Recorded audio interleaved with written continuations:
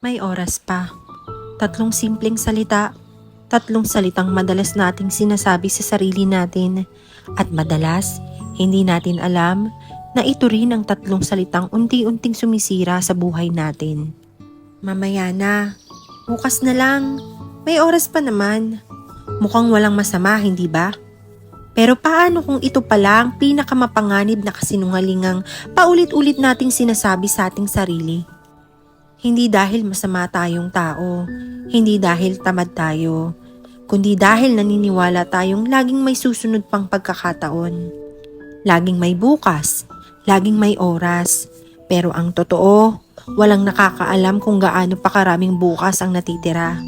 At minsan, kapag dumating ang araw na handa ka na, wala na ang pagkakataon, wala na ang tao, wala na ang oras, at ang natitira na lang ay pagsisisi.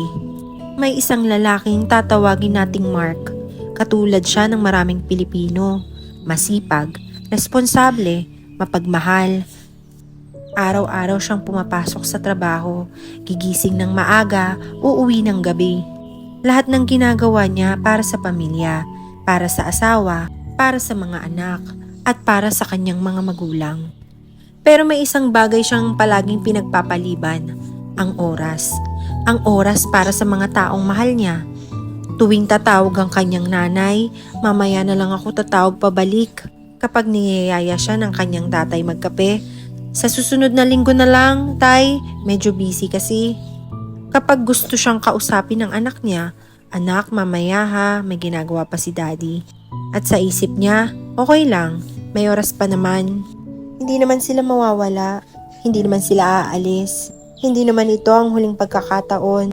Pero isang araw, tumawag ang kapatid niya at sa isang tawag na yon, parang tumigil ang mundo. Namatay ang kanyang ama. Biglaan, walang paalam, walang huling usapan, walang huling kape, walang huling yakap, walang huling mahal kita tay.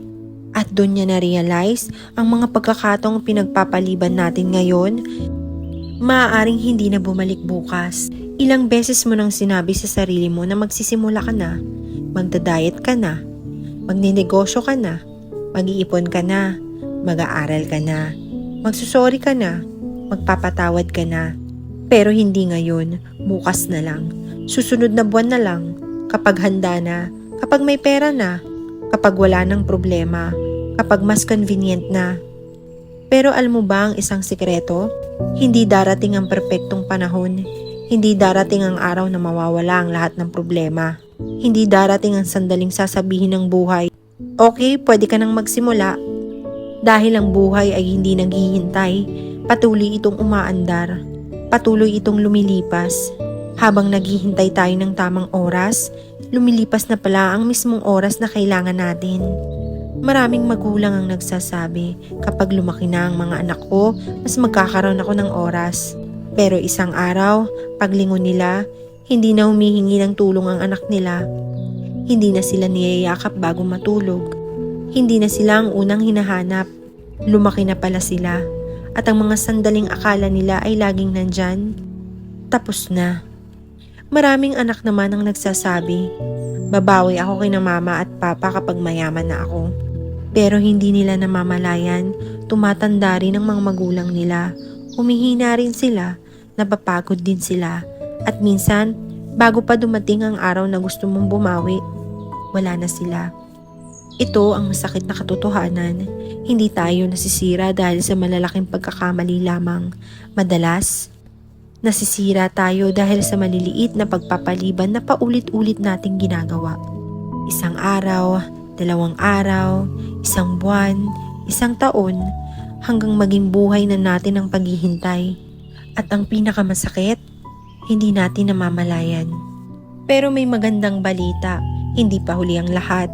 Kung naririnig mo, napapanood mo ang video na to, may pagkakataon ka pa. Pwede ka pang tumawag sa magulang mo. Pwede ka pang yakapin ng mga anak mo. Pwede ka pang magsabi ng mahal kita. Pwede ka pang magsimula sa pangarap mo. Hindi kailangan malaki agad. Hindi kailangan perpekto agad. Hindi kailangan handa ka na sa lahat. Ang kailangan mo lang ay magsimula. Ngayon, hindi bukas, hindi sa susunod na linggo, hindi kapag perfect na ang situation, kundi ngayon. Dahil ang kabaliktaran ng kasinungalingang may oras pa ay hindi wala ng oras. Ang katotohanan ay ang oras ay ngayon. Hindi natin kontrolado ang bukas, hindi natin hawak ang susunod na taon, hindi natin alam kung anong mangyayari mamaya, pero hawak natin ang sandaling ito. At minsan, isang desisyon lang ang pagitan ng pagsisisi at pagbabago. Kaya bago matapos ang video na to, may gusto akong itanong sa'yo. Sino ang taong matagal mo nang gustong tawagan? Ano ang pangarap na matagal mo nang gustong simulan? Ano ang salitang matagal mo nang gustong sabihin? Ano ang hakbang na matagal mo nang ipinagpapaliban? Pagkatapos mong panorin to, gawin mo. Huwag mong hintayin ang tamang panahon dahil baka ikaw mismo ang tamang panahon na hinihintay mo. At tandaan mo to, ang pinakamapanganib na kasinungalingan ay hindi ang sinasabi ng ibang tao sa atin, kundi ang kasinungalingang paulit-ulit nating sinasabi sa ating sarili.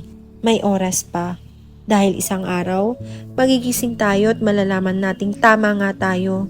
May oras pa noon, pero wala na ngayon. At kapag dumating ang araw na yon, sana wala ka pang pagsisihang dala.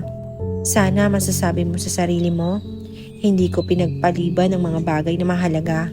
At sana, pinili mong mabuhay habang may pagkakataon pa.